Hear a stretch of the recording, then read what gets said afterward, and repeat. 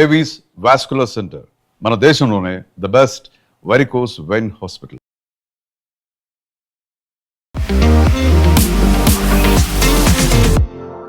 నమస్తే, నేను Kavitha. Welcome to iDream news and నిజాలు. హార్ముజ్ జలసంధిని 48 గంటల్లోపు ఓపెన్ చేయాలి అంటూ ఒక డెడ్లైన్ని విధించిన డొనాల్డ్ ట్రంప్ ఎందుకని అంత సడన్గా 5 రోజుల బ్రేక్ అనేది కూడా అనౌన్స్ చేశారు.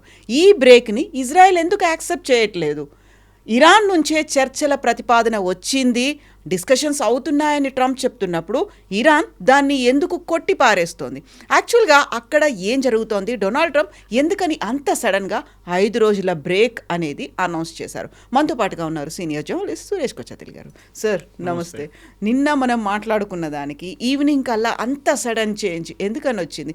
48 గంటలు అన్నారు, ఒక డెడ్ లైన్ చెప్పారు, అయిపోయింది. తర్వాత 5 రోజుల బ్రేక్ అన్నారు. 5 రోజుల బ్రేక్ కూడా వన్ సైడెడ్గా వచ్చినట్టుంది. ఐదర్ ఇజ్రాయెల్ ఆర్ ఇరాన్ కూడా యాక్సెప్ట్ చేయట్లేదు. కవిత గారు నిన్న మన ఛానల్ కాదు ఇంకో ఛానల్ మాట్లాడుతూ నేను తమాషగా చెప్పాను. యాక్చువల్లీ బై జోక్ కసే ట్రంప్ ఈ 45 గంటలు ఏమి ఉండదు, ఆయన పోస్ట్పోన్ చేస్తాడు చూడండి అని చెప్పాను. ఇప్పుడు వాళ్ళ క్లిప్ తీసుకొని ఆడుకుంటున్నారు, దాన్ని ట్రోల్ చేస్తున్నారు వాళ్ళు. Typically that's what he did. 48 గంటలు అనేది కాదు, ఆయన డెఫినెట్గా దాన్ని పోస్ట్పోన్ చేస్తారని అందరికి తెలిసిందే. ఏంటిది? ఇది కాల్పుల విరమణ కాదు. ఓకే, ఆయన ఏమంటున్నా అంటే మేము మాట్లాడుతున్నాం, ఇరాన్తో మాట్లాడుతున్నాం. అది కూడా వాళ్ళు కాల్ చేసిండు, ఎవరు అని చెప్పట్లేదు. వాళ్ళు అంటే is it Oman, is it Turkey or is it మన ఈజిప్ట్? ఎందుకంటే పాకిస్తాన్ పేరు కూడా చెప్తున్నారు. పాకిస్తాన్ని లొకేషన్గా పెట్టుకున్నారు, ఎందుకంటే వీళ్ళు ఇటువైపు వెళ్ళలేరు. సౌదీ అరేబియా పైనుంచి ఓవర్ఫ్లై చేయనియరు ఇరానియన్ షిప్స్ని, ఇరానియన్ ఎయిర్క్రాఫ్ట్ని. ఇటువైపు వెళ్ళొచ్చు పాకిస్తాన్ వైపు. అది కూడా జరగలేదు, ఫిజికల్ మీటింగ్ జరగలేదు. ఫిజికల్ మీటింగ్ ట్రంపే చెప్పారు నిన్న, ఫిజికల్ మీటింగ్ జరగలేదు, we're speaking on the phone అని చెప్పారు. సో ఫస్ట్ స్టెప్ ఎవరిని కలిశారు, ఎవరితో మాట్లాడారు? జారెడ్ కుష్నర్, వాళ్ళ Trump son in law and Steve Witkoff, ఆయన పార్ట్నర్, బిజినెస్ పార్ట్నర్, వీళ్ళిద్దరూ మీట్ అయ్యారు, మాట్లాడారన్నారు. ఇరాన్ అన్నారు మేము ఎవరితో మాట్లాడలేదు. మీరు కూడా చూసుంటారు ఆ స్టేట్మెంట్ వాళ్ళది. ఈయన చెప్పిన తర్వాత గంట సేపట్లో అది వచ్చేసింది. ఈయన అన్నారు we're speaking to one very senior figure in Iranian this one. And senior figure ఇప్పుడు ఎవరు లేరు వాళ్ళ దగ్గర. ఉన్నది ఒక ప్రెసిడెంట్ ఉన్నారు, స్పీకర్ ఆఫ్ ద వాళ్ళ పార్లమెంట్ ఉన్నారు, అది కాకుండా సుప్రీం లీడర్ ఉన్నారు. ఆయన ఉన్నారో లేదో తెలియదు. ఈ పరిస్థితిలో రూమర్స్ స్టార్ట్ అయింది. ఈయన మాట్లాడుతూనే స్పీకర్తోనే మాట్లాడుతుండొచ్చు, ఎందుకంటే వాళ్ళ దాంట్లో హైరార్కీలో speaker is a very powerful position, మనలాగా కాదు. లారిజానీ మొన్న కొట్టేశారు చూడండి, he was security chief, he was the speaker. 8 సంవత్సరాలు ఆయన స్పీకర్గా ఉండే పార్లమెంట్ది. So it's very powerful post. So బహుశా ఈయనతో మాట్లాడుతున్నాను అనుకుంటే ఆయన కూడా డినే చేసాడు. ఇప్పుడు మళ్ళీ ఎవరితో మాట్లాడుతున్నారు, గోడతో మాట్లాడుతున్నారో అర్థం కావట్లేదు. So the rule, thumb rule ఏంటంటే, ఒకటి ట్రంప్కున్న ఒకది సెన్సేషన్ క్రియేట్ చేయడం, అక్కడిక్కడ లేకుండా లాంగ్వేజ్ అసలు మార్చేస్తారు. ఫర్ ఎగ్జాంపుల్ నిన్న అడిగారు మీడియా వాళ్ళు, ఎయిర్క్రాఫ్ట్ దగ్గర ఎయిర్ ఫోర్స్ 1 పక్కన నిలబడి మాట్లాడుతున్నప్పుడు, మీరు ఏమేమి దీంట్లో పాయింట్స్ ఏమి డిస్కస్ చేసినా? మా దగ్గర 15 పాయింట్లు ఉందన్నారు. And point number 1, 2, 3 is ticked off, over, discussion అయిపోయిందన్నారు. ఏంటి పాయింట్ నెంబర్ 1? యురేనియం వాళ్ళ దగ్గర they can never have a nuclear weapon అన్నారు. అది ఎట్లా చేస్తారంటే, వాళ్ళ దగ్గర న్యూక్లియర్ డస్ట్ ఉంది కదా, ఆ డస్ట్ అంతా మేము తీసుకుంటాం అన్నారు. అప్పుడు ప్రెస్ వాళ్ళకు కూడా అర్థం కాదు, ఈ డస్ట్ ఏంటి, న్యూక్లియర్ డస్ట్ ఫస్ట్ టైం వింటున్నాం మనం. ఈ గోల్డ్ డస్ట్ అని విన్నాం కానీ న్యూక్లియర్ డస్ట్ ఏంటి? అది యురేనియం గురించి మాట్లాడుతున్నారు, ఆయనకు అది కూడా తెలియదు. ఎవరు ఆయన్ని బ్రీఫ్ చేస్తున్నారు, ఎవరు ఆయనతో మాట్లాడుతున్నారు? ఇన్ఫ్యాక్ట్ ఆయన ఇరానియన్స్ గురించి అంటున్నారు, ఇరానియన్స్ మాట్లాడలేదు ఎక్కువ అని చెప్పి ఎవరో మీడియాలో అడిగారు. వాళ్ళ దగ్గర ఒక పిఆర్ ఏజెన్సీని తీసుకురామనండి, వాళ్ళు బాగా చేస్తారు దీనికన్నా అంటున్నారు. అంటే ఇరానియన్స్ వాళ్ళు ఎక్స్ప్రెస్ చేయలేకపోతున్నారంట వాళ్ళు చేసింది. ఎనీవే, ట్రంప్ ఐడియా ఏంటి? ఆయనకి కవిత గారు 2-3 ఇష్యూస్ ఉన్నాయి. ఒకటి, వాళ్ళ బేస్లోనే మాగా బేస్, ఈవెన్ దో వాళ్ళు సాలిడ్గా ట్రంప్ ఎంటర్ ఉంటారు, వాళ్ళు ట్రంప్ ఏమన్నా కానీ రేపు లోకం అయిపోతుందంటే ఎస్ అంటారు, కాదంటే కూడా ఎస్ అంటారు వాళ్ళు. అట్లాంటి వాళ్ళు వాళ్ళ మ్యాగా డేటాబేస్లో చాలామంది దాంట్లో ఉన్న వాళ్ళకి ప్రాబ్లం వస్తుంది, దట్ వాళ్ళు ఈ ఫ్యూయల్ ప్రైసెస్తోనే వాళ్ళకి చాలా ఇష్యూస్ ఉన్నాయి. అమెరికాలో ఇప్పుడు gas prices is $4 for a gallon. Gallon is about 3.5 litres. Diesel $5 per gallon. 3 ఉండే 3 నుంచి 4 వెళ్ళింది, డీజిల్ ఏమో 3 నుంచి 5కి వెళ్ళింది. సో డెఫినెట్లీ దాని ఒక పుష్ బ్యాక్ ఉంది దానికి. రెండవది, వాళ్ళ స్టాక్ మార్కెట్ పడిపోయింది, అన్నీ ప్రతి కంట్రీలో పడిపోయింది, మనది కూడా అంత సంగతి. Because we're not an island, మనం కూడా వాళ్ళతోనే రియాక్ట్ అవుతాం. కానీ మోర్ ఇంపార్టెంట్లీ వీళ్ళ దగ్గర బాండ్ మార్కెట్ ఒకటి ఉంది. ఈ బాండ్ మార్కెట్ ఇంట్రెస్ట్ రేట్స్ చాలా క్రూషియల్. అమెరికన్ గవర్నమెంట్, మన గవర్నమెంట్ కూడా రిజర్వ్ బ్యాంక్ బాండ్స్ ఇష్యూ చేస్తారు. ఇక్కడ రేవంత్ రెడ్డి వాళ్ళ గవర్నమెంట్ తీసుకుంటారు 18,000 కోట్లు, 5,000 కోట్లు అలా బాండ్ తీసుకుంటారు. దానికి ఇంట్రెస్ట్ కట్టాల్సి వస్తుంది. ఇంట్రెస్ట్ తక్కువ ఉంటుంది. మనం మార్కెట్ నుంచి బ్యాంక్ వెళ్ళి తీసుకుంటే 10% ఉంటే 8% ఉంటే వీళ్ళ దగ్గర రిజర్వ్ బ్యాంక్ గవర్నమెంట్ 4% ఇస్తారు. ఇది అమెరికన్ గవర్నమెంట్ కూడా చేస్తారు. మనకి ఆల్మోస్ట్ ఇండియాకి $250 మిలియన్ మనకి బాండ్స్ ఇష్యూ చేశారు వాళ్ళు అమెరికన్ గవర్నమెంట్. మనం వాళ్ళ అప్పు మన దగ్గర ఉంది. దాంట్లో వీ హ్యావ్ రిడీమ్డ్ $100 మిలియన్, ఇంకా 150 మన దగ్గర ఉంది. ఈ బాండ్ రేట్ పెరిగితే it is indication that your economy is in trouble. Me economy ఏదో పెద్ద ప్రాబ్లంలో పడబోతుందని తెలిసిపోతుంది.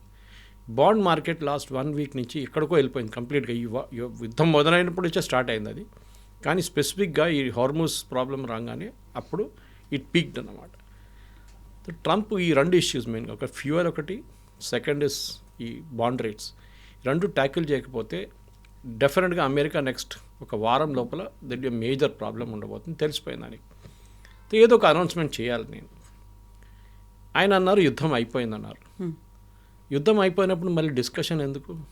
వాళ్ళు కొట్టిపడేసాం, there air force is gone, navy is gone, nothing is there, లీడర్షిప్ని కొట్టేసాం, మళ్ళీ ఏం మిగలలేదన్నారు. మళ్ళీ first level, second level, third level కూడా అయిపోయింది అని చెప్పారు. మళ్ళీ మీరు ఎందుకు మళ్ళీ డిస్కషన్ చేస్తున్నారు?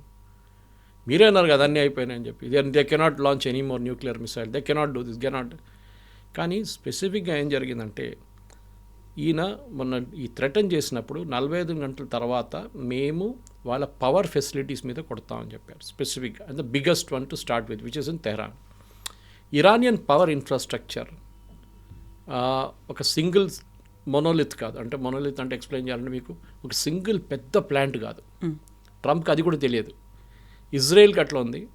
చాలా దేశాలకి ఒక సెంట్రల్ పవర్ స్ట్రక్చర్ ఉంటుంది, అక్కడి నుంచి డివైడ్ అవుతుంది పవర్ అని. మనకు కూడా లేదు అట్లా. మనకి నాగార్జున సాగర్ ఇక్కడ ఉంది, శ్రీశైలం అక్కడ ఉంది, బాక్రానంగల్ అక్కడ నార్త్లో ఉంది, ఇక్కడ మన కల్పాకం ఇక్కడ ఉంది. This are different places. Kudankulam nuclear power plant like that different. Thermal కొత్తగూడెంలో మన ప్లాంట్స్ డిస్ట్రిబ్యూటెడ్ ఉన్నాయి. మన ఒక్క ప్లాంట్ని కొడితే ఆ ప్లాంట్ ప్రాబ్లంలో వస్తుంది, మిగతా ప్లాంట్కి ప్రాబ్లం రాదు. అఫ్కోర్స్ గ్రిడ్ ఇష్యూ ఉంటుంది, గ్రిడ్ ఫ్రీక్వెన్సీ పడిపోతుంది ఇమీడియట్గా. కానీ we can isolate that grid, పెద్ద ఇష్యూ కాదు.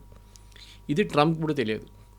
మేము వాళ్ళ అన్నిటికంటే పెద్దదాన్ని కొట్టబోతున్నా అంటే ఆయన కథ పెద్దదనే కాన్సెప్ట్ లేదు. ఇవాళ వాళ్ళ ఎనర్జీ మినిస్టర్ ఎక్స్ప్లెయిన్ చేశారు అది మీడియాకి. Unlike Israel or other Arab countries, మేము అది డిస్ట్రిబ్యూషన్ కూడా మేము కంప్లీట్లీ డీసెంట్రలైజ్ చేసాం. మనం దీని గురించి డీసెంట్రలైజేషన్ ఆఫ్ మిసైల్స్ గురించి మాట్లాడాం చూడండి. ప్రతి డిస్ట్రిక్ట్కి వాళ్ళు వాళ్ళ కమాండర్స్ని పెట్టుకున్నారు. ఇదే వాళ్ళు పవర్ కూడా చేశారు. వాళ్ళ బ్రెయిన్ ఆలోచించండి. వాళ్ళు ద థాట్ త్రూ దిస్. రేపు మా మీద ఇట్లాంటి ఒక దాడి జరగవచ్చు అనేది. ఇప్పుడు వాళ్ళేమన్నారంటే మమ్మల్ని కొట్టారా, okay we will undergo the problem, but మిమ్మల్ని కొడతాం. ఎవరిని?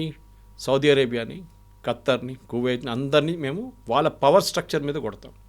కొట్టినప్పుడు ఏమవుతుంది? 1, వాళ్ళ పవర్ సిస్టమ్ మొత్తం పోతుంది. రెండవది, ఎందుకంటే వీళ్ళందరూ గ్యాస్ లేకుండా ఆయిల్ మీద ఆపరేట్ చేస్తారు. We will destroy that. వీళ్ళ డీసాలినేషన్ ప్లాంట్ కూడా పోతుంది దాంతో. ఖత్తర్ లాంటి కంట్రీలో 100% వాళ్ళ నీళ్ళు, తాగే నీళ్ళ నుంచి వాళ్ళు పనికైనా యూజ్ చేసే నీళ్ళు కూడా, స్నానం చేయడం కూడా వాళ్ళు డీసాలినేషన్ ప్లాంట్ నుంచి వస్తున్న నీళ్ళు వాడుకుంటారు. సముద్రం నుంచి మార్చిన నీళ్ళు అవి. సీ నుంచి డీసాలినేషన్ సాల్ట్ తీసేసి ఆ ప్రాసెస్లో స్వీటన్ అప్ చేసి కొంచెం తీసుకొస్తుంది. వేరే Saudi Arabia 50%. They have 50% normal water. ఎందుకంటే చాలా పెద్ద కంట్రీ వాళ్ళ దగ్గర. అక్విఫైర్స్ ఉండొచ్చు, మనలాంటి బోర్వెల్స్ ఉండొచ్చు, ఏదైనా ఉండొచ్చు. వాళ్ళ దగ్గర రివర్స్ ఎంత పెద్ద రివర్స్ ఏం లేవు వాళ్ళ దగ్గర. ఇటువైపు కువైత్ దగ్గర same problem, Bahrain same issue, నీళ్ళు లేవు వాళ్ళ దగ్గర. మీరు కొట్టారో మేము నీళ్ళు కొట్టేస్తాం. ఇమ్మీడియట్లీ అరబ్ కంట్రీస్కి ప్యానిక్ అయిపోయారు వాళ్ళు. ఎందుకంటే ఎక్కువ మన ఖత్తర్ అంటే 4 లక్షల మంది వాళ్ళ పాపులేషన్, కానీ మన పాపులేషన్ దానికన్నా చాలా ఎక్కువ. నేను మోదీ గారు చెప్పారు చూడండి, 1 కోటి మంది Indians, 1 crore people are working in GCC countries. The impact అందరి మీద ఉండబోతుంది. వీళ్ళు ప్యానిక్గా ఇమ్మీడియట్లీ ట్రంప్కి మెసేజ్ పంపించారు that you cannot do this. మీరు చేస్తే ఎల్లుండి మేము ఉండం, మా దేశమే మొత్తం పోతుంది కంప్లీట్గా. మా ప్రజలు రోడ్డు మీదకి వచ్చేస్తారు, హాస్పిటల్కి కరెంట్ ఉండదు, డీసాలినేషన్ ప్లాంట్కి కరెంట్ ఉండదు, దేనికి పవర్ ఉండదు. So Trump immediately reaction that నేను ఆపేస్తున్నాను 5 days. కవిత గారు డే చూడండి, ఈయన అనౌన్స్ చేసిన ఏ రోజు అనౌన్స్ చేశారు? Monday. Monday, Tuesday, Wednesday, Thursday, Friday stock market open ఉండేది ఈ 5 రోజులు. అమెరికన్ స్టాక్ మార్కెట్ ఓపెన్ అయ్యే టైంకి చెప్పారు, సండే రోజు చెప్పలేదు, మండే రోజు చెప్పారు. చూడండి ఆయన అనౌన్స్మెంట్ ట్రిక్ ఇది జరిగింది. Immediately stock market picked up. ఇప్పుడు అలిగేషన్స్ ఏంటంటే మన దాంట్లో ఇన్సైడర్ ట్రేడింగ్ అంటారు. అంటే మీరు కంపెనీ నడిపిస్తున్నారు, మీ కంపెనీ చైర్మన్ మీరు ఫైనాన్షియల్ రిజల్ట్స్ రిలీజ్ చేయబోతున్నారు. మీకు తెలుసు ఫైనాన్షియల్ రిజల్ట్స్ ఈసారి బాగా వచ్చిందా లేకుంటే it has gone below expectations. దాది మీ స్టాక్ మార్కెట్ మీ షేర్ మీద ఇంపాక్ట్ ఉంటుంది. మీరు ఈ పీరియడ్లో, దట్ ఈస్ ఈ రిజల్ట్స్ వచ్చే పీరియడ్లో దాని కొన్ని రోజుల తర్వాత మీరు అమ్మకూడదు, కొనకూడదు షేర్లు. యూ అండ్ బోర్డు మెంబర్స్ ఎవరెవరు ఉన్నారో మీరు అది పెద్ద సెబీ రూల్స్ ఉంది, దాన్ని ఇన్సైడర్ ట్రేడింగ్ అంటారు దాన్ని. ఇప్పుడు ఏమంటున్నారంటే ట్రంప్ వాళ్ళ ఫ్రెండ్స్కి ట్రంప్ ముందే చెప్పారు, నేను ఈ అనౌన్స్మెంట్ చేయబోతున్నాను, మీరందరూ షేర్లు కొనుక్కోండి. ఎందుకంటే షేర్ అంతా పడిపోయింది కంప్లీట్గా. కొనుక్కోగానే నేను చెప్పగానే షేర్ పైకి వెళ్ళిపోతుంది, అమ్మేసుకోండి. హాఫ్ అన్ అవర్ లోపల 220 పాయింట్స్ ఎక్కింది షేర్లు. And within half an hour మళ్ళీ పడిపోయింది. అంటే వీళ్ళు కొనుక్కున్న వాళ్ళు అమ్మేసుకున్నారు. So there is an enquiry going on.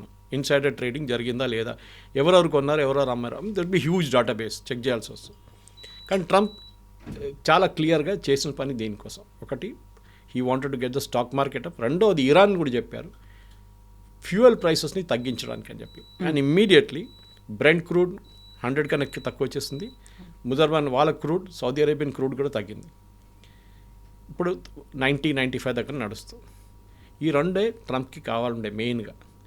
ఆయనకి ఇరాన్ని కొట్టడం కానీ, ఇరాన్ మీద దాడి చేస్తే కూడా మేము దాన్ని ఆపుతామని చెప్పిన మనుషులు ఇవాళ పొద్దున ఇరాన్ పవర్ ప్లాంట్ మీద కొట్టారు. పవర్ ప్లాంట్ మీద కొట్టారంటే మీరు చెప్పొచ్చు మళ్ళీ అది వైలేషన్ కాదు అంటారు. కాదు, ఆ పవర్ ప్లాంట్కి వెళ్ళి ఒక గ్యాస్ పైప్ ఉంది, that is what supplies gas to the plant, దాన్ని కొట్టారు ఇజ్రాయెల్ అండ్ యుఎస్. అప్పుడు మీరు చెప్పిన మాట మొత్తం పోయింది కదా. ఆ ప్లాంట్ ఇవాళ పొద్దు నుంచి పని చేయట్లేదు. డైరెక్ట్గా పవర్ ప్లాంట్ మీద అటాక్ చేయకుండా ఇండైరెక్ట్గా వెళ్ళేటువంటి సప్లై. అడిగితే ఏమన్నారు, మేము రోడ్డు మీద ఒక పైప్ పోతాం, పైప్ని కొట్టామంటారు. ఇది వీళ్ళ ట్రిక్ అనమాట. తో ఇప్పుడు స్పీకర్ ఆఫ్ ఇరానియన్ పార్లమెంట్తో మాట్లాడని చెప్పిన మంచి, will come back to that topic. Mohammad Bagher కబేఫ్ ఆయన పేరు. ఆయన హైరార్కీలో పాసిబ్లీ 10వ-11వ స్థానంలో ఉన్నారు. ఆయనకన్నా పైన చాలామంది ఉన్నారు. ఈ స్పెషల్లీ అయతోల్లా ర్యాంక్లో ఉన్న వాళ్ళు చాలామంది, వాళ్ళ దగ్గర 2-3 ఉన్నారు. ఈ ట్రంప్ ఏమంటున్నా అంటే హూ కంట్రోల్స్ హార్మోస్. నేను అదే ఎయిర్క్రాఫ్ట్ పక్కన నిలబడి మాట్లాడినాడు, ఐ అన్నారు. And that ayatollah, whoever is ayatollah, ఆయనతో నేను కంట్రోల్ చేస్తున్నాను. అంటే వీళ్ళిద్దరు కలిసి స్టేట్ ఆఫ్ హార్మోస్ నడిపిస్తారంట. ఆలోచించండి, అమెరికన్ ప్రెసిడెంట్, ఆయన దేశం చూసుకోవాలి, స్టేట్ ఆఫ్ హార్మోస్ చూసుకుంటారా?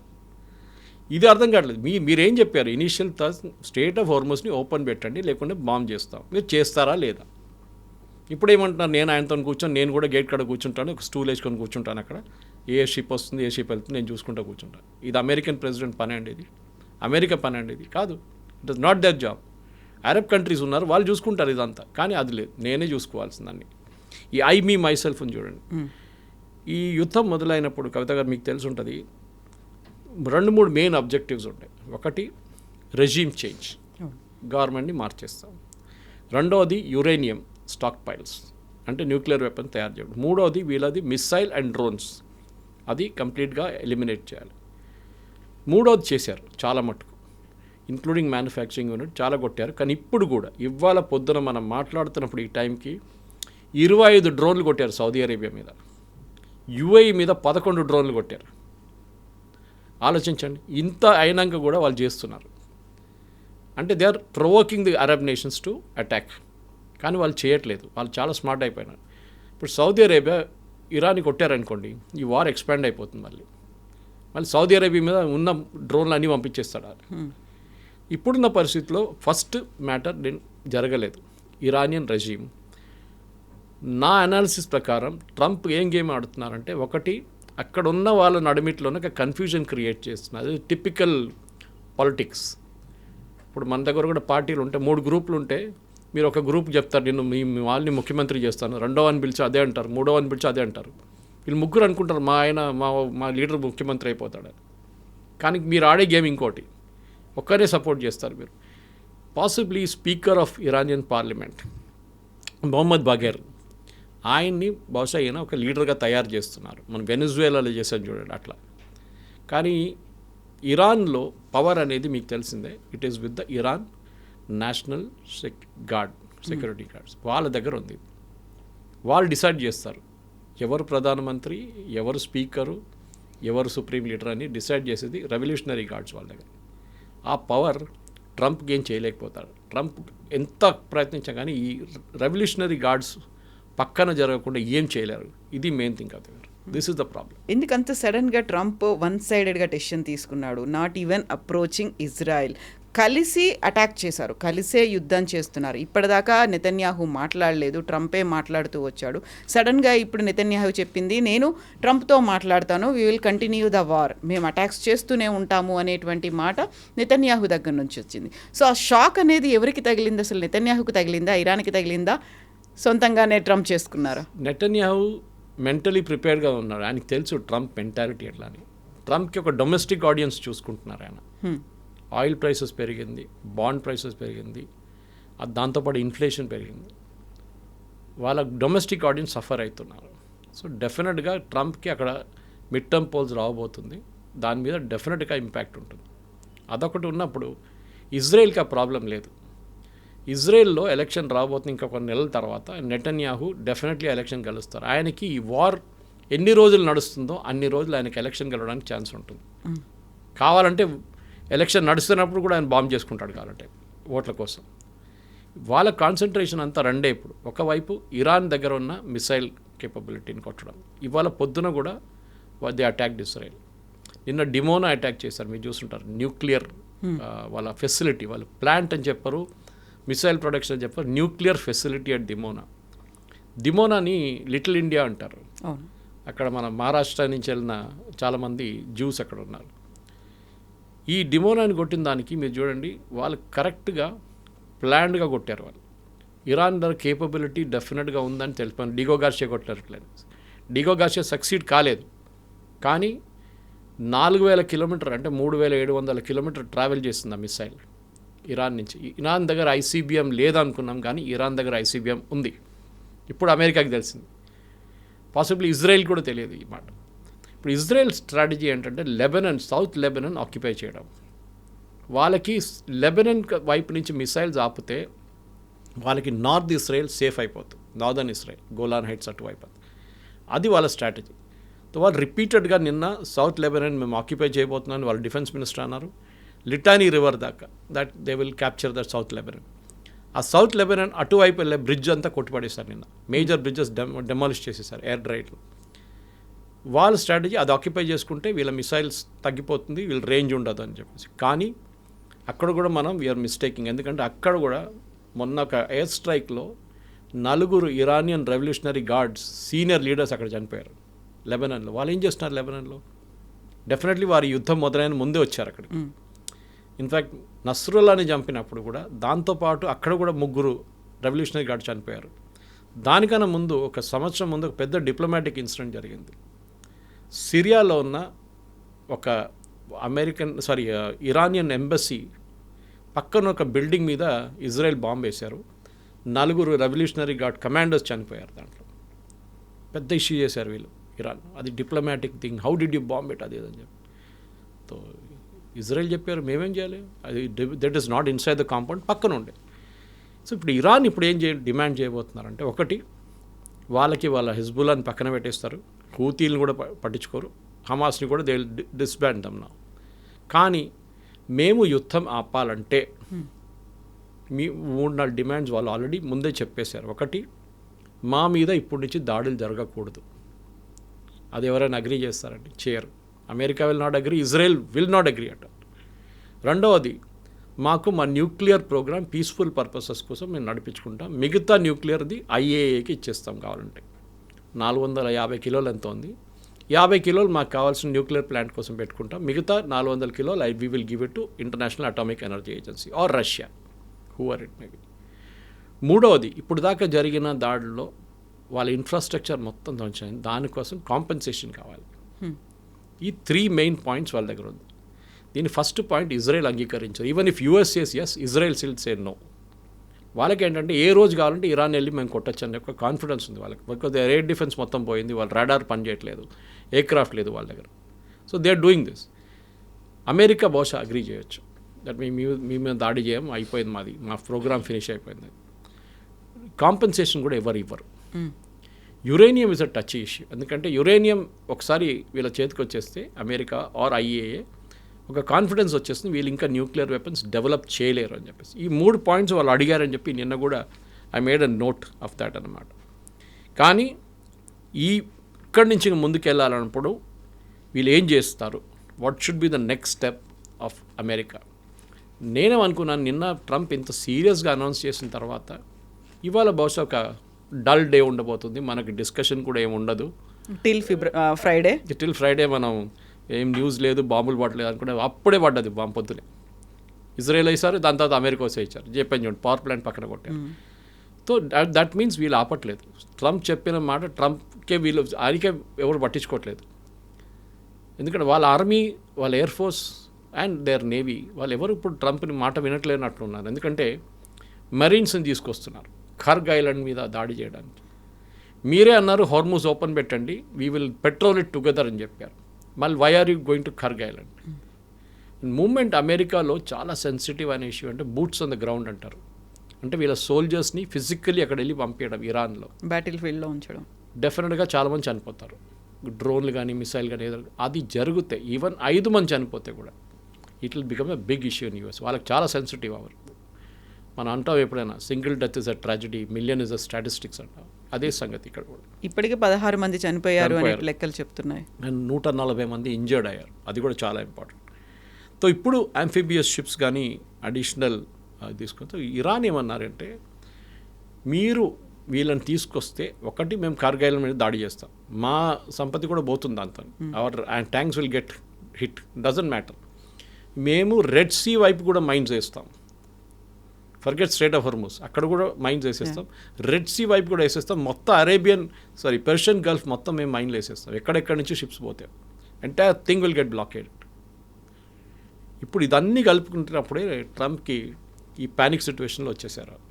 సో డెఫినెట్గా Arab nations, especially Saudi Arabia and Khattar, వీళ్ళిద్దరు ప్రెజర్ పెట్టుంటారు యూఎస్ మీద, కాదు ప్లీజ్ స్టాప్ దిస్, ఇప్పుడు చాలా అయిపోయింది, ఇప్పుడు దాకా ఆపుదాం అనుకున్నాం కానీ మీరే చెప్పారు యుద్ధం అయిపోయింది, వీఆర్ వైండింగ్ డౌన్ ఆపరేషన్స్ అన్నారు. మళ్ళీ మీరు $200 బిలియన్ ఎందుకు అడిగారు యూఎస్ కాంగ్రెస్ దగ్గర? ఇవాళ కూడా ఉంది, ఇవాళ కూడా డిస్కషన్ ఉంది దాని మీద. అయిపోయింది కదా యుద్ధం, మళ్ళీ $200 బిలియన్ ఎందుకు? ఇది ప్రశ్న. ఇరాన్కి అంత స్ట్రెంగ్త్ ఎక్కడి నుంచి వస్తుంది, ఎలా వస్తుంది? ఇన్ని రోజులుగా కంటిన్యూ అవుతుంది, 4th వీక్ అనేది ఉంది, అండ్ ఫైటింగ్ వెరీ స్ట్రాంగ్ అనేది ఉంది కదా. ఇరాన్లో అందరు అండర్ ఎస్టిమేట్ చేశారండి. అది not just president Trump, Benjamin Netanyahu, GCC countries, అందరూ, ఎవ్రీబడి అండర్ ఎస్టిమేటెడ్ ఇరాన్. వాళ్ళు అనుకున్నారు వీళ్ళని ఫస్ట్ డే కొట్టారు చూడండి, దాంతో ఇరాన్ అయిపోయింది, సరెండర్ అయిపోతారు, ట్రంప్ చెప్పినట్ల నేను ఇంటర్వ్యూ తీసుకుంటాను నెక్స్ట్ లీడర్ కోసం, అన్నీ రెడీగా ఉన్నారు వాళ్ళు. కానీ ఇరాన్ ఇట్లా రిటర్న్ ఒక ఏం చెప్తారు అటాక్ చేస్తారని వీళ్ళు ఎవ్వరు అనుకోలేదు, కళలో కూడా వీళ్ళు రాకపోవచ్చు, చేశారు వాళ్ళు. అని దానికి కారణం ఏంటంటే, ఒకటి they had time to prepare, చాలా మెథాడికల్గా ప్రిపేర్ అయ్యారు వాళ్ళు. నేను చెప్పాను చూడండి, ఈ డిస్ట్రిబ్యూషన్ అంటే వార్, నిన్న రాత్రి కూడా I was hearing on military ఛానల్లో నేను ఒక ప్రోగ్రామ్ విన్నాను, వార్ అనేది, and even Fareed Zakaria did a very good program దాని గురించి. $20,000 ఉన్న డ్రోన్ని యూజ్ చేసి $5 మిలియన్ ఉన్న ఒక మిసైల్ని కొట్టడం ఈ యుద్ధం కాన్సెప్టే మార్చేసింది. అమెరికాకి అర్థమైపోయింది, సరే మేము 20 డ్రోన్లు కొట్టుపడేసాం, కానీ మీ కాస్ట్ ఏంటి, what is the cost of bringing down the drone, you are spending millions. వాడికి ఏం పోయింది అంటే, ఒక $5 మిలియన్ ఉన్న ఒక మిసైల్కి యూ కెన్ బై 400 డ్రోన్స్. ఆలోచించండి ఎక్కడుంది. ఇరాన్ మాస్ ప్రొడ్యూస్ చేస్తారు. ఇప్పుడు నిన్న ఎవరో చూశాను, Indian army should have 1 lakh drones అంటున్నారు. రేపు పాకిస్తాన్ అటాక్ చేయండి, మన దగ్గర 1,00,000 డ్రోన్లు ఉండాలి, మనం పంపిస్తూనే ఉండాలి వాళ్ళ వైపు అంటున్నారు. లాజిక్ కరెక్ట్ అది. ఇప్పుడు యుక్రెయిన్లో చూస్తున్నారు మీరు, మేము అందరూ అన్నారు రష్యా యుక్రెయిన్ వార్ ఇట్లానే ఇజ్రాయెల్ గాజా లాగా ఉంటుంది, 2 రోజులు అయిపోతుంది, 3 రోజులు ఫినిష్ చేసేస్తారు పుటిన్. 4 సంవత్సరాలు అయింది, 1,00,000 మంది ఇక్కడ చనిపోయారు, 1,00,000 మంది అక్కడ చనిపోయారు. Any result? No result. ఇప్పుడు కూడా యుక్రెయిన్ రష్యా మీద దాడులు చేస్తున్నారు, ఏది డ్రోన్స్ యూజ్ చేసి. రష్యా ఏం చేస్తున్నారు, ఇరాన్ ఇచ్చిన షహీద్ డ్రోన్స్ వాడుకుంటున్నారు, which is what they are using against Saudi Arabia and వాళ్ళ నేబర్స్ విత్ రింగ్. వార్ అనే కాన్సెప్ట్ కూడా దీంట్లో చాలా మటుకు అమెరికాకు అర్థం చేసుకున్నారు. మైట్ ఈస్ నాట్ రైట్ అంటే మీ దగ్గర పెద్ద షిప్లు, పెద్ద మిసైల్ సిస్టమ్స్, అది ఇది టామహాక్ పనికి రాదు. జెరాల్డ్ ఫోర్డ్లో లాండ్రీ రూమ్లో ఒక ఫైర్ వచ్చేది, అది అవుట్ ఆఫ్ యాక్షన్ అయిపోయింది, గాన్ ఫినిష్డ్. మీ దగ్గర ఉన్న F-35 బాంబర్ మీద ఇరాన్ స్టెల్త్ బాంబర్ మీద వాళ్ళు అటాక్ చేశారు. వాళ్ళ దగ్గర అంత పెద్ద యాంటీ ఎయిర్క్రాఫ్ట్ సిస్టమ్స్ లేదు. వాళ్ళ మిసైల్స్ ఉండొచ్చు, డ్రోన్స్ ఉండొచ్చు, కానీ యాంటీ ఎయిర్క్రాఫ్ట్ సిస్టమ్స్ ఎక్కడి నుంచి వచ్చింది? వాళ్ళ పాత చైనీస్ సిస్టమ్ ఉండొచ్చు, లేకుంటే రష్యన్. మీ దగ్గర F-35 suppose B stealth bomber, రాడార్లో కనిపించదు, వాళ్ళకి ఎట్లా కనిపించింది? This is going. అప్పుడు యుఎస్ అందరికన్నా ఇది వాళ్ళు అనుకున్నారు, మా దగ్గర ఉన్న technology world's most powerful army, మా నేవీ పవర్ఫుల్ ఉంది, అన్నీ బాగానే ఉంది. కానీ ఇప్పుడు కూడా మీరు స్ట్రేట్ ఆఫ్ హార్మోస్ ఒక హైపోథెటికల్ సిచ్యువేషన్ తీసుకుందాం కవిత గారు. రేపు స్ట్రేట్ ఆఫ్ హార్మోస్ మేము ఓపెన్ చేయమని ఇరాన్ చెప్తున్నప్పుడు అమెరికా ఏం చేస్తారు? వాళ్ళు దాడి చేస్తారు వీళ్ళ మీద. మేము ఎస్కాట్ చేసి షిప్స్ని తీసుకెళ్తా అంటారు. Okay, great. తీసుకెళ్తున్నప్పుడు ఒక చిన్న బోట్ చాలు. మన దగ్గర ఈ ఇన్ఫ్లేటబుల్ బోట్స్ ఉంటుంది, యమహా మోటార్ పెట్టుకొని నడిపిస్తారు. అట్లాంటి ఒక మోటార్, ఇద్దరు కూర్చోవచ్చు, ముగ్గురు కూర్చోవచ్చు. దాంట్లో సూయిసైడ్గా యూజ్ చేసుకుంటారు. దాన్ని వెళ్ళి షిప్స్ని కొడతారు. ఒక్క షిప్ కొడితే చాలు, సైకలాజికల్ ఇంపాక్ట్ మిగతా అందరి మీద ఉంటుంది. అది it cannot move. Strait of Hormuz open చేయాలంటే Iran should agree first. Iran చెప్పాలి ఎస్ వీ విల్. దీనికి నెగోసియేషన్స్ అంటారు. ఇది నెగోసియేషన్ చేయాల్సిన పని చేసేటోళ్ళు ఎవరు కనిపించట్లేదు. స్టీవ్ విట్కాఫ్ అండ్ యారెడ్ కుష్నర్కి ఏం పొలిటికల్ ఎక్స్పీరియన్స్ ఉంది? ఏం లేదు. వీళ్ళు ఒకడైతే one fellow is brother, son in law, other guys business partner real ఎస్టేట్లో. ఆ రియల్ ఎస్టేట్ తోటి నెగోషియేట్ చేస్తున్నారు. దీనికి కావాల్సింది ప్రొఫెషనల్ కావాలి, కూర్చొని కంప్లీట్గా నెగోషియేట్ చేసి. పాత దాంట్లో సిస్టమ్ జాన్ బాల్టన్ వాళ్ళ దగ్గర చాలామంది ఉన్నారు అట్లాంటి ఎక్స్పీరియన్స్ పీపుల్, కానీ వాళ్ళు ఎవరు ఇప్పుడు ముందుకు రారు. ఎందుకంటే ఈ ట్రంప్ బిహేవియర్ చూసి వాళ్ళు భయపడుతున్నారు. ఒక్కరోజు ఏదో అంటాడు, నెక్స్ట్ డే ఇంకోది అంటాడు. They cannot do like that. Negotiations అన్ని చాలా కేర్ఫుల్గా చేయాల్సి వస్తుంది. సో బహుశా ఎవరైనా ఎక్స్పీరియన్స్డ్ వాళ్ళని తీసుకొచ్చి వాళ్ళని కూర్చోబెట్టి నెగోషియేట్ చేస్తే బాగుంటుంది. అది ఎవరు నాకు ఇప్పుడు Egypt is a good idea, డెఫినెట్గా Egyptian president is a good idea. Jordanian king ఆ లెవెల్లో ఉండాలి. ఏదో వాళ్ళ పిల్లల్ని పంపించడం కాదు, డిఫెన్స్ మినిస్టర్ నువ్వు మా ఫారిన్ మినిస్టర్ వెళ్ళని చెప్పడం కాదు. దట్ టాప్ లెవెల్లో ఈ నెగోసియేషన్స్ ఉండాలి. షార్మల్ షేక్కి వెళ్ళండి, లేకుంటే జెనీవాకి వెళ్ళండి, ఎక్కడైనా వెళ్ళండి, but SIT down and talk. ఎందుకంటే ఈ యుద్ధం అనేది మొత్తం లోకం మొత్తం మార్చేసింది. ఒక ఏం చెప్తారు, అపోకాలిప్స్ వచ్చింది మొత్తం అక్రాస్ ద వరల్డ్. ప్రతి ఎకానమీ, శ్రీలంకలో ప్రతి వారం ఒక 2-వీలర్కి 5 లీటర్లు పెట్రోల్ అండ్ 4-వీలర్కి 15 లీటర్ పెట్రోల్ అంతే ఫిక్స్ చేశారు. మన దగ్గర లేదు. మన దగ్గర చేస్తే అయిపోతుండే ఇప్పుడు దాకా. మోదీ మీద అది ఇది మొత్తం. ఇప్పుడు కూడా పెట్రోల్ ఫుల్ ట్యాంక్ కొట్టించుకుంటున్నారు అందరు. పాకిస్తాన్లో కూడా హై ఎండ్ కార్లకు ఇచ్చేటువంటి పెట్రోల్ అండ్ డీజిల్ని కూడా ఎక్కువ రేట్ పెంచేశారు, 300 రూపీస్ లీటర్. పాకిస్తాన్ ఇస్ 4-డే week. Private companies, government organisation and స్కూల్స్కి 4-డే వీక్ చేసేసారు. గవర్నమెంట్ వెహికల్స్ యూజ్ చేయకూడదు. మన దగ్గర ఆ పరిస్థితి రాలేదు, కానీ వస్తుంది. మోదీ గారు నిన్న స్పీచ్ ఇస్తూ అన్నారు, we have to change the way. కోవిడ్లో మనం ఎట్లా మార్చుకొని ఎట్లా ఛాలెంజ్ ఫేస్ చేసాం మనం, అదే టైప్లో మనం చేయాల్సి వస్తుంది. ఇక్కడే మళ్ళీ లాక్డౌన్ ఏమైనా పెడతారా అనే మాట కూడా వినిపిస్తుంది. లాక్డౌన్ జరగదు. Lockdown is no. దీనికి లాక్డౌన్ అక్కర్లేదు. It's is not an infection. దీనికి కావాల్సింది ఏంటంటే మనం స్పెషలీ మన కుకింగ్ మెథడ్స్ మార్చుకోవాల్సి వస్తుంది చాలా మటుకు. అది 3-4 రేంజెస్లో ఉంటుంది. నిన్ననే గవర్నమెంట్ ఆఫ్ ఇండియా ఒక నోటిఫికేషన్ ఇష్యూ చేశారు. పైప్ న్యాచురల్ గ్యాస్ని ప్రయారిటీ ఇవ్వబోతున్నాం. మన దగ్గర భాగ్యనగర్ గ్యాస్ ఉంది, విచ్ బిలాంగ్స్ టు రిలయన్స్.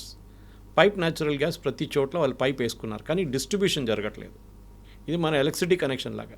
మీరు మెయిన్ రోడ్ మీద 11 kV వేసేసారు, కానీ లోపల తీసుకోవాలంటే మీకు లోవర్ లెవెల్ కావాల్సి వస్తుంది పవర్ సప్లై. అక్కడి నుంచి ట్రాన్స్ఫార్మర్కి వెళ్తుంది, ట్రాన్స్ఫార్మర్ నుంచి 220కి వెళ్తుంది.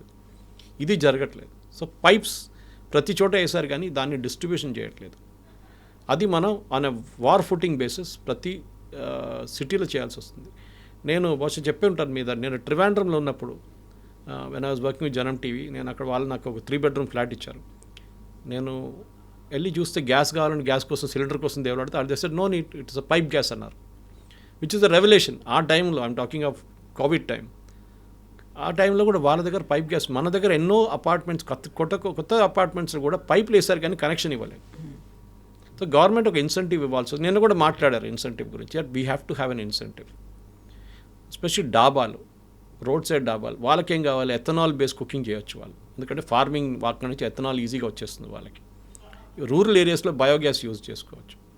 అందరు చేయాలని చెప్పట్లేదు, కానీ we got use to LPG. అది ప్రాబ్లం. ఎల్పిజి మన దగ్గర లేదు, మనం బయట నుంచి తెప్పించుకోవాల్సింది. కానీ మేము ప్రొడ్యూస్ చేయొచ్చు, మీరు క్రూడ్ ఆయిల్ తెచ్చుకొని దాన్ని బై ప్రోడక్ట్గా చేయొచ్చు. ఎందుకు మన హీలియం దొరకట్లేదు?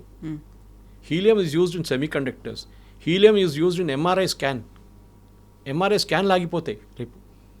ఎక్కడి నుంచి మీరు మనం పెట్రోల్ డీజిల్ గురించి ఆలోచిస్తున్నాం, కానీ దాని యూసేజ్ ఎక్కడెక్కడికో వెళ్తుంది. అది ఇది మెయిన్ రీజన్. సో మనం ఏం చేయాలంటే right now priority, of course వాళ్ళ నడిమిట్లో వాళ్ళు కొట్టుకుంటారు, రేపు వాళ్ళు బై దోస్తులు అయిపోతారు, మనం బయట వీ విల్ బీ సఫరింగ్ అన్నమాట. సో మన డిపెండెన్స్ ఆన్ గల్ఫ్, అక్కడున్న ఫారిన్ ఎక్స్చేంజ్ మనకు ప్రిజర్వ్ చేయాలంటే వీ హ్యావ్ టు మన మార్పు మన వైపు కూడా తీసుకురావాల్సి వస్తుంది.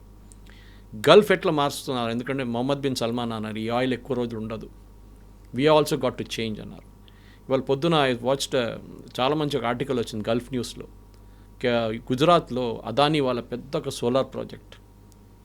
వాళ్ళు ఏమంటున్నారంటే ఇది ఒక 18 టౌన్స్ని ఎలక్ట్రిసిటీ సప్లై చేయవచ్చు అంట. అంత పెద్ద ఫామ్ పెట్టారు సోలార్ది.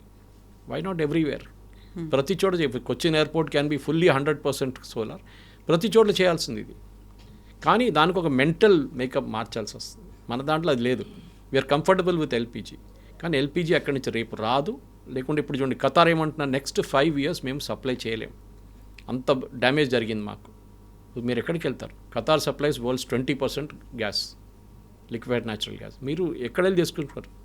యూఎస్కి వెళ్తారా, రష్యాకి వెళ్తారా? ఇది పెద్ద ఒక డిబేటింగ్ పాయింట్ ఉంది కవిత గారు. That Indian society it self, ఎందుకంటే మనకు ఎక్కడో జరిగిన యుద్ధం అని కాకుండా మన మీద ఉన్న ఇంపాక్ట్ కూడా మనం నేర్చుకోవాలి. ట్రంప్ రేపు మనం చెప్పినట్ల అయిపోయింది, నేను ఫినిష్ చేసేసాను అన్నీ చెప్పుకుంటూ పోతారు, కానీ ఇది ఇప్పుడు కాదు, నెక్స్ట్ ఇంకో క్రైసిస్ వస్తుంది. దీనికన్నా ముందు ఫస్ట్ క్రైసిస్ 70sలో వచ్చింది, 90sలో వచ్చింది. దాని 10-year వార్ వచ్చింది అక్కడ, Iran and Iraq tanker war ఒకటి ఉండే దాంట్లో. అది సేమ్ స్ట్రైట్ ఆఫ్ హోర్మోస్లో జరిగింది ఆ వార్. ప్రతి దాంట్లో ఇట్లాంటి ఇంపాక్ట్ వచ్చింది. సో మనం కూడా ఈ నెక్స్ట్ క్రైసిస్ వచ్చేదాకా వెయిట్ చేయకుండా క్రైసిస్ వచ్చే ముందు కూడా మన ఇష్యూ సార్ట్అవుట్ చేసుకోవాలి. అది వన్ బిగ్ లెసన్ ఈ పర్టికులర్ కాన్ఫ్లిక్ట్ నుంచి. Okay sir, thank you so Thank you much. very much. Thank you.